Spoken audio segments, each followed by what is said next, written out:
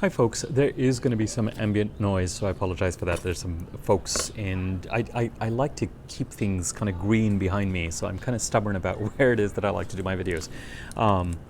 So sorry about the ambient noise. Where have you all been? Sorry, I couldn't resist. I said I would do a number of videos, and then I got busy and waylaid by all sorts of stuff, and of course I haven't come around to doing it. And here we are. It is the full moon in Scorpio tomorrow morning at 3:45 a.m. or so Pacific time. That's the time I'm going to put when I upload this video, and if it's wrong, I'll update it when I process the video. And this video is a really important one because not only does it talk about this full moon, but it also talks about a number of other things that have been building up, that each of which could have their own video. So I'm going to keep it, this is a full moon video and a compass video for those of you who've been following my videos rolled into one. And this will allow us to get caught up and take it from there and kind of move forward. 2020 has been an eventful year, and every alternate year tends to be more eventful and a bringer of change. The year when eclipses are changing signs and houses tends to be more active in terms of introducing change and introducing new themes. But the year following that, when the eclipses continue to be in the same set of signs, tends to be a little bit more even keel insofar as at least the change is occurring or developing in the same part of the chart.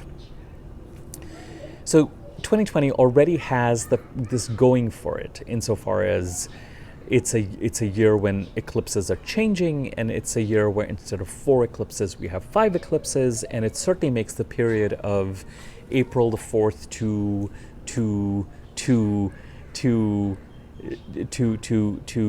July the 20th or so really quite active. More than that, there are of course other transits that are occurring as well. All this cluster of planets in Capricorn, and especially 3 extraordinarily heavy hitters, Saturn, Pluto, and Jupiter in the same sign for much of the year. And then we've also got, there's plenty going on in 2020, and there's enough that has happened to announce this as a banner year of sorts. I should not smile, but I'm just going to smile and try and make light of it as best we can. Now, outside of all of this, what I'm about to say is a little startling. Mid-May of 2020 to mid-July of 2020 is, in fact, the most charged time period in this year. And you can easily turn around to me and say, are you nuts? Have we not had a perfectly charged 2020? And I'm going to hang my hat on what I just said, mid-May to mid-July. As I've explained in previous videos, April, even though it's been a time of quarantine or lockdown or shutdown for a lot of people in a lot of geographies, has actually brought on a great deal of forward movement, insofar as in a very short time we're living in a very different world. And I don't just mean very different world with regard to being under shutdown or lockdown or disruption.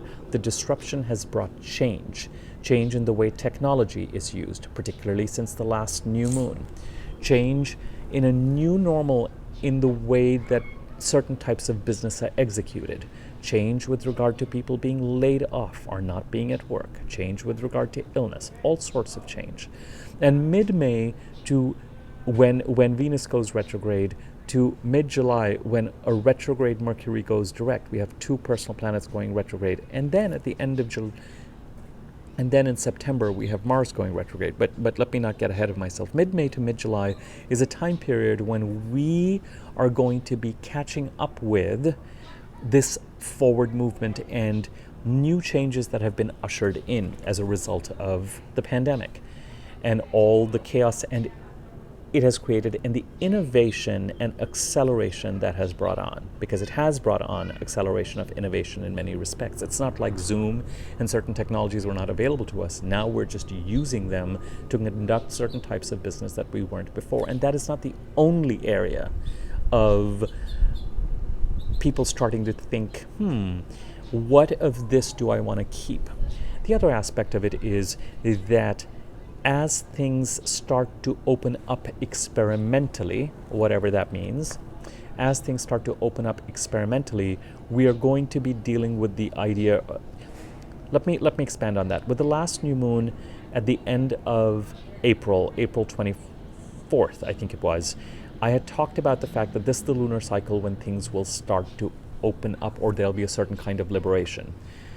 Just as with the new moon on May the 23rd, 24th, 25th, somewhere around there, in March 24th, in the end of March, I'd said that that is the lunar cycle that we will look to in order to see what breakthroughs can be developed with regard to testing or healing, which may not be here yet, but that is probably when it is that they may have been initiated.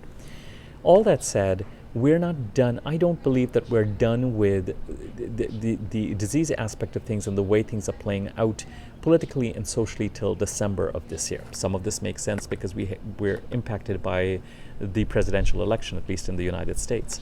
But it's not just that. It's the transits that we're watching that will help us understand.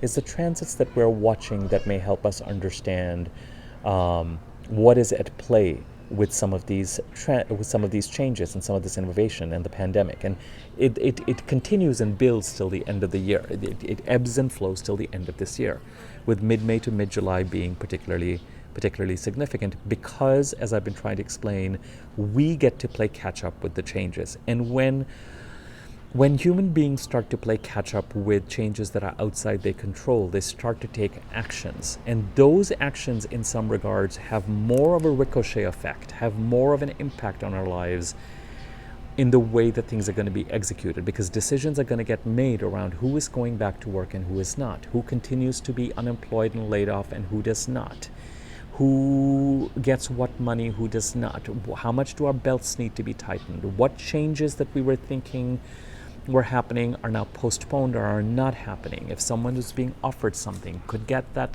be taken back because now the company doesn't have money. There's a whole set of adjusting to this acceleration that is going to occur from mid-May to mid-July. Not only that, the eclipses will be in full flow at that time. They will be in full flow at that time. And as a result of which, the eclipses will be in full flow at that, and we will be feeling the impact also of fated personal changes that are written, that are to be met, that are to be dealt with. So there's a lot to go on between mid-May and mid-June.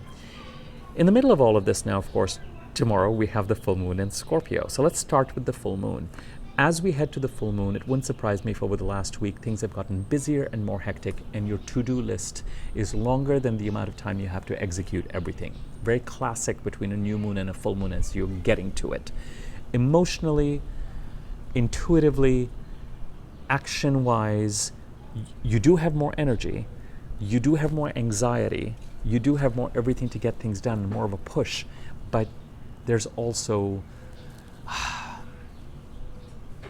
even in terms of tasks, it's the cup runneth over by the time you get to the full moon. The week, or especially the 4 or 5 days after a full moon, I find are some of the best in which to actually continue executing in a more balanced way and actually seeing things to some sort of completion or conclusion or taking action, or however you want to take it, whatever you want to say about it. Okie doke. The full moon in Scorpio. The full moon is in Scorpio, and when the moon is in Scorpio, it isn't a happy moon, except that this full moon does make some interestingly positive transits. It's possible that because the moon is in Scorpio, a lot of us are dealing with revelations of a deep, mysterious, and emotional kind. Scorpio is a truth-telling sign, an emotionally truth-telling sign when it comes to relationships and enmeshments, intimacy, romantic, sexual, or financial. How are we enmeshed with others? Scorpio is an intensely relationship-oriented sign. It is a relationship sign. It is a sign of enmeshments with others. And the moon likes placidity, but the moon is extremely uncomfortable in signs that are ruled by Mars. There's the male-female discomfort. Mars is a male planet. The moon is a feminine planet. There's the action-oriented pursuit of what you desire, restlessness of Mars, and the moon is seeking emotional equilibrium and harmony. And she's in a sign that is not about emotional equilibrium and harmony as much as it is about aggressively assertively trying to get at the truth related to emotional and financial enmeshments with other people, relationships, spouses, business partners, family, taxes, loans, credit, all of that. I'm so nervous when I see a hornet now because of these hunter hornets that we've been warned about. So hopefully I'm under a calamansi tree, and I'm sure it's happy to see some calamansi. So I'm going to assume that I'm safe, and it's really after some fruit and flowers. So at any rate, there was a hornet. Be amused. And with the full moon, things are revealed, and things can get emotional, and things can get intense, and things can get a little out of control. But some uncomfortable, deep-seated emotional truths may well come to the surface, and the disk of the moon may well be revealed fully, completely. Okay? What that brings and what that tells us is going to create its own discomfort, given the fact that the moon is in Mars signs. It may, in many respects, with this particular full moon, be an extraordinary... Scorpio is also the sign of death and transformation. I'm just going to throw that out there. I'm going to build on that in a second.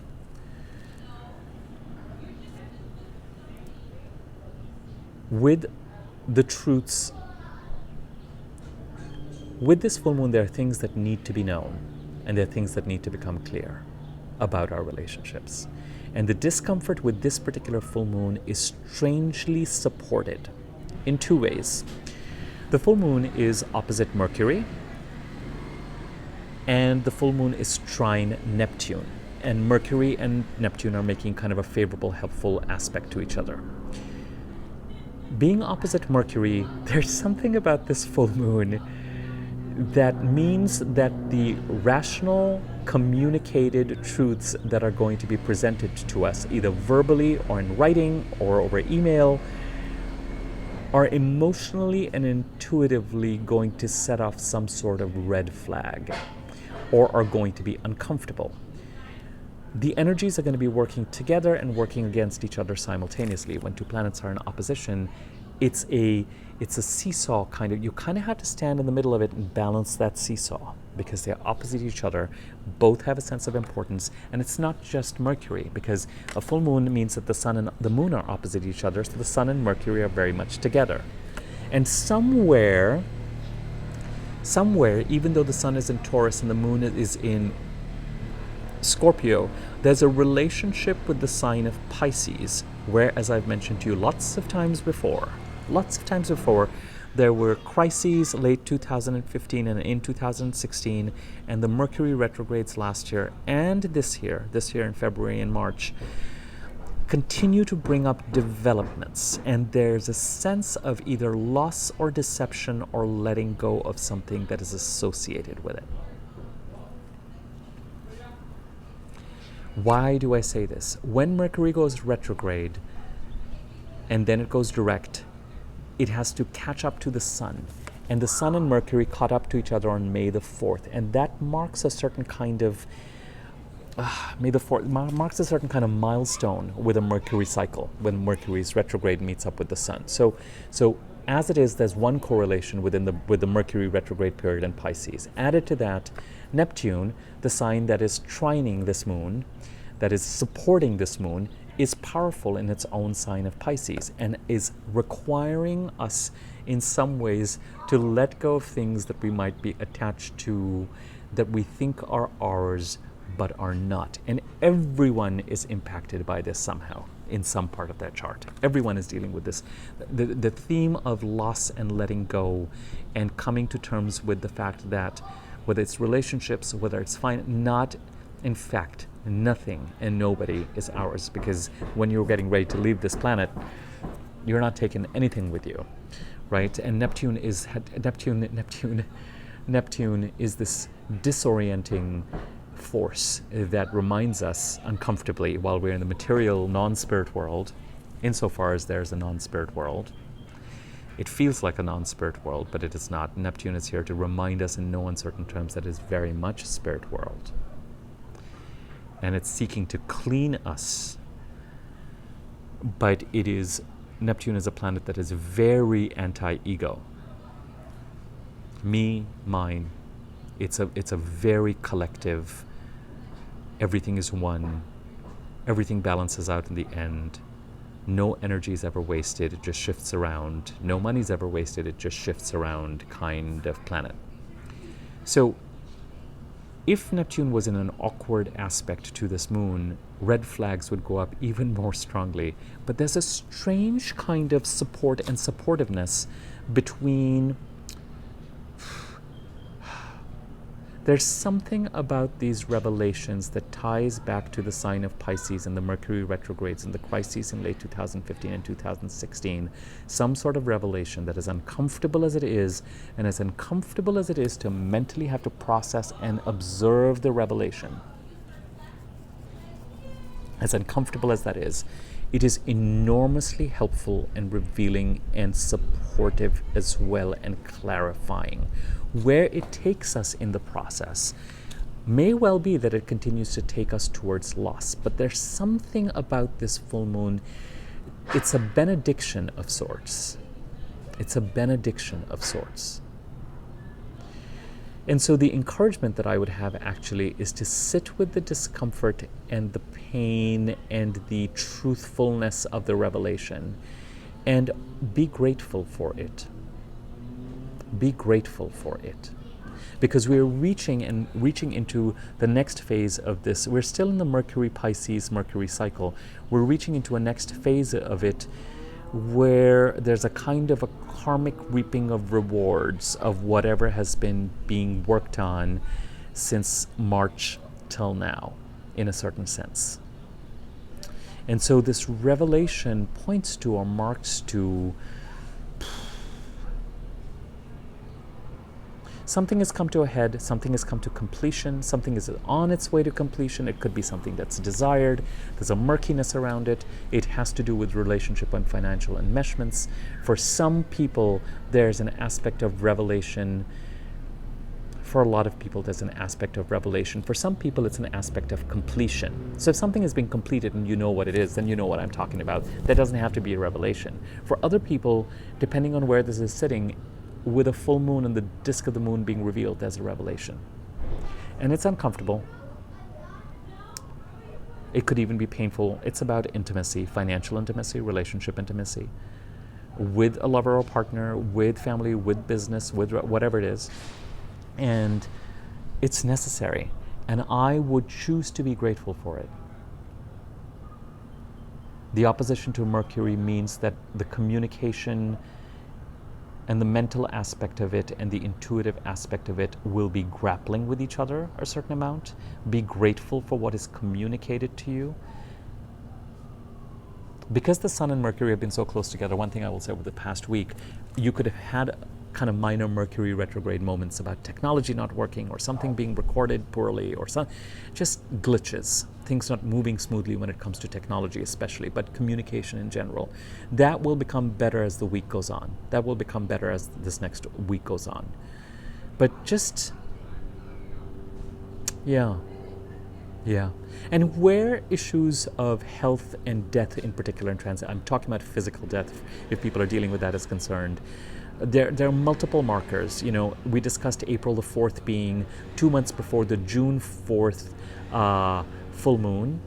And so that means that the week before April the 4th and after the April the 4th has eclipse meaning. And the week before and after May the 4th, where we are at right now, also is 2 months before the July 4th eclipse, the final eclipse in Capricorn. And so pay attention to this. I'm moving to point number 2 here. There are 3 points I wanted to cover. I'm moving to point number 2. Point number 1 was the full moon. Point number 2, pay attention to anything that has occurred the week before May the 4th, week after May the 4th. Chances are there would be a sense of significance, out of the ordinary significance to it. And it's going to try and reach some sort of a culmination by July the 4th. So pay attention to that as well. Make a note of it. And it could thematically be linked to where Cancer and Capricorn sit in your chart, particularly Capricorn. It could be linked to January 2000 and January 5th, 2019, March the 5th, maybe May the 16th and July the 16th, 2019, and then December 25th, 2019, February 25th, 2020, and then May the 4th, 2020, the week before, week after these dates, if you're really watching some of this kind of stuff, to reach some sort of culmination by July the 4th.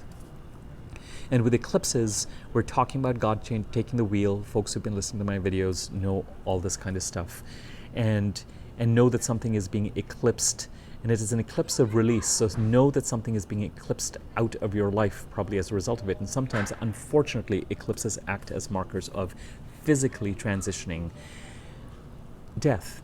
So for some people, hearing about terminal diseases or issues or things that have to be combated or it doesn't always mean that, with all these dates, it could be developments or increments towards a process sometimes if you're dealing with that. And certainly it goes without saying, as we've headed to April 4th until July the 4th, with everything going on, there is an increase in acceleration of mortality as a result of the pandemic as well. To what extent that plays with this or not, I'm going to let you piece that together if you feel like it.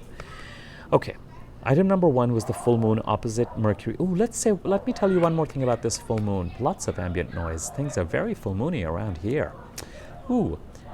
Everyone is energized and amped up. I wonder if they are having their full moon in kind of a joyful, playful children as part of their chart. Very likely. So,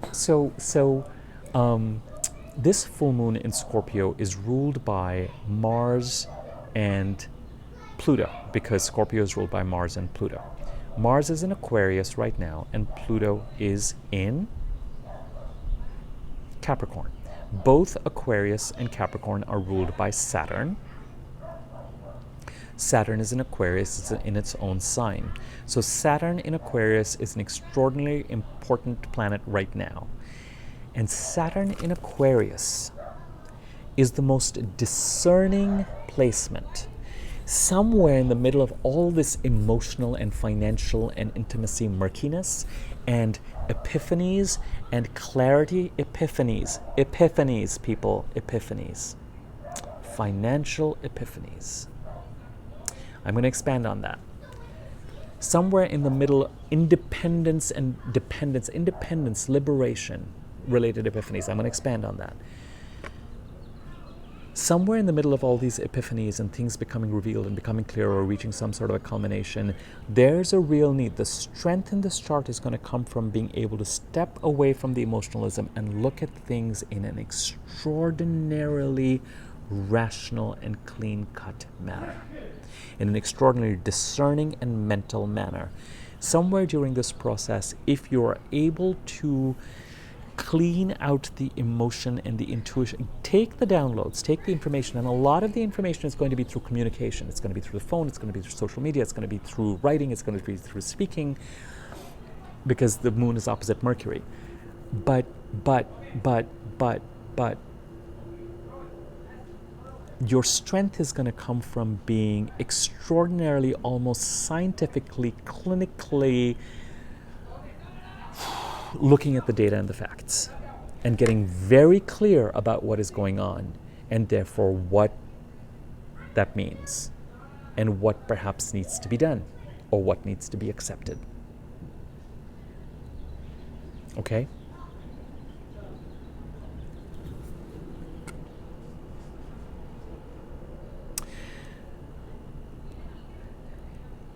Aquarius, where Mars is also ruled by Uranus, and Uranus is in Taurus, and Taurus is ruled by Venus, and Venus is in Gemini, and Gemini is ruled by Mercury, and Mercury is in Taurus. So Venus and Taurus are also ruling this chart right now, along with Saturn. Venus and Mercury. Mercury, we've already talked about the importance of Mercury and communication in delivering data to you during the time of this full moon. It's opposite the moon. It's in Venus, it's in Taurus, and Taurus is ruled by Venus, which is in Gemini, which is ruled by Mercury. So they've got their own little dance going on. Venus in Gemini, the discussion of relationship and financial issues through interaction and communication. Here we go again. Just before Venus goes retrograde on May the 13th. Just before relationship and financial issues are getting ready to be re-evaluated with an eye to what is true and best for each of us. You cannot make this crap up. This is an important full moon. What is being revealed? There's a need for discernment. There's a need for respecting and being grateful for what is being transmitted to you, what is being completed, if it's not being revealed. And there's a need to give importance to the communication and the data that is making its way to you. And there's a need to understand, above all, that this information is being made available to you at an interesting juncture, just before Venus goes retrograde in Gemini, and therefore we go through this kind of financial and relationship re-evaluation period. I think for those of you who this resonates for, it's going to resonate. It's just going to resonate. Number 3. This is a relatively minor thing, but more of a fun thing. In the middle of this, we had the new moon in Taurus on. The sun came into Taurus, I think, on March the 19th. We had the new moon, I think, on the 22nd of March. April. I told you we're slightly Mercury retrograde right now. The sun came into Taurus on April the 19th. We had the new moon in Taurus, I think, April the 22nd. It was, I think, one of my last videos. Take a look. The date is time is going to be there. And I had mentioned that new moon was conjunct Uranus. And so sudden, unexpected, out of the blue things related to technology, liberation, game changer, for people who may have been feeling like they were in the doldrums, this new moon may have brought a shot of something. And part of the shot of whatever was brought you guys may have waited between the 22nd and the 27th, last Tuesday. Not this past, not yesterday, a week before that. You guys may have waited, the new moon may have happened, and you may have been like, where's my lightning bolt Uranus moment? Where's the stuff coming from out of the blue? Where's the liberation? Where's the epiphany? Mercury, the sun moved into Taurus, we had the new moon, and then on the 27th of April, Mercury, the communication planet, came into Taurus. And as we know at the time of this full moon, it is extraordinarily important for a variety of reasons. It conjuncted the sun, it completed a phase of the retrograde cycle that occurred in Pisces in February and March, and it is powerful. And I'm not going to say powerful is the wrong word. It is one of the 3 rulers of the chart right now, and in mutual reception with Venus. And interestingly, Venus's placement right now is also very fascinating in the chart, because while Neptune is trining this full moon, it is squaring Venus. This is what makes the revelation so uncomfortable. That especially from some aspect of the financial and relationship stuff that is going to be reevaluated is going to be reevaluated because of this discomfort, because of this loss, because of this deception, because of this disillusion. I'm sorry, folks. It's here. We are headed towards the mid-May to mid-July build-up of this year. And you may think that we've had enough of a build-up so far, but this period is what is going to make things real. So my third and final point, and quite frankly at this point a less important point, is don't be surprised. Look back to last Tuesday, April the 27th, and see what developed since then. And if you were waiting for some sort of developments in the sign of Taurus, because we are in this new moon in Taurus cycle, and we do have the sun and Mercury in Taurus right now, then it could be that whatever the new moon was bringing to you, even if it doesn't go anywhere, it's just what is being brought to you after that. Whatever is being brought to you, it could be that rather than being brought to you after the 22nd or 23rd, it was brought to you after the 27th, as we've headed towards this full moon. When Mercury entered Taurus, we had the sun, we had the new moon, and the communication planet was like, all right, I'm here. Let's gear up for the Scorpio full moon. But before that, let me communicate some things related to Taurus. Let's wrap this up, because we have a lot to develop on in future videos as well. Before I wrap this up, Feel free to subscribe to my YouTube channel if you find this useful and you want to. I would appreciate it. Like this video if you genuinely want to like it. Comment on it if that floats your boat. Comments and likes on videos tend to give them more circulation on YouTube. At least that's what I understand. If you subscribe to my channel, there's a bell icon next to it. So if you click on that, you'll be notified whenever I do new videos. Let's wrap this up. It would be helpful to you to know where the sign of Taurus is in your chart. The sun is there, the new moon was there, we are in a Taurus lunar cycle. It would be extraordinarily helpful if you knew where Scorpio is in your chart, because that's where the full moon is. It would be also helpful for you to know where Pisces is in your chart, because the moon is supporting, because the moon and Neptune are supporting each other with this revelation of wherever Pisces is in your chart. And something to do with loss and deception, perhaps. And we're all dealing with some aspect of this. We're all dealing with some aspect of things that we thought were ours, or relationships that we thought were ours, but are not, because nothing is ours. And then it will also help to know where Gemini is currently, because Venus is in the sign of Gemini and it's going to go retrograde. And the eclipses are moving. This is really much more for astrologers, but I'll say it. The eclipses are getting ready to move from Capricorn, Cancer to Sagittarius, Gemini. So it's a really interesting time for Venus to go retrograde in Gemini. I'm going to expand on that more in another video, so don't get too wound up about that. Full moon in Scorpio, something about relationships and financial enmeshments, either a revelation or things heading to some sort of a completion. Related to the sign of Pisces and crisis in late 2015, 2016, and March, April of 2019, and February, March of 2020. Also related to where Venus is going retrograde and starting off a period from the middle of May to the end of June of financial and relationship reevaluation. Some of this we're going to do on a global and a communal basis anyway, because a lot of people are going to have to take stock of their financial lives based on everything that's been going on.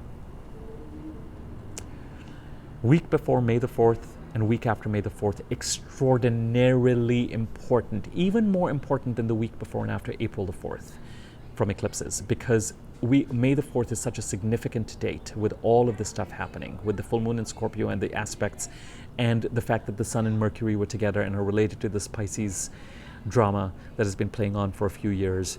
So week before May the 4th, week after, make note of the special things that have occurred here. They're eclipsy, they're fated. Okay? Being fated doesn't mean that things have to be accepted.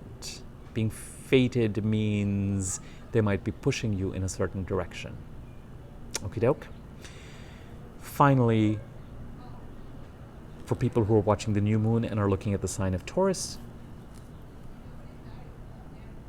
new moons happen every 28 days. The sun goes over Taurus every year. So I'm not expecting anything big and dramatic. That's a normal energy, I would say. But for people who are tracking that, it could be that what the new moon was trying to bring you was brought to you after the 27th of April. That is all I'm going to talk about for now. This has been over 33 minutes. It's actually 3 videos into one. And it sets the basis for a few future videos to come. Whenever we get together again, don't be shy. All right. Thank you. Oh, my contact information is going to be in the subject area, the description box once I'm done processing this video. So you can contact me if you want to know rates for readings, and you can also contact me if you want me to make an easy to read version of your chart so it can show you what house signs are in what houses and what they stand for. Not in a huge, I'm not going to send you a book, it's going to be more like a PowerPoint slide. It is going to be a PowerPoint slide or a Word one, but it's going to be easier to read than going online and getting a chart for free, which you can, but that'll have all the symbols and glyphs, which, you know, you're going to have to research. In order to access the chart, you will need to know your birth time and birth location. But you can contact me and I'll email you back. I'm adjusting to trying to get to my emails much more quickly, but you will get a reply, fear not. Okay, we're going to leave it at that, and I will be back in touch soon. Don't be shy.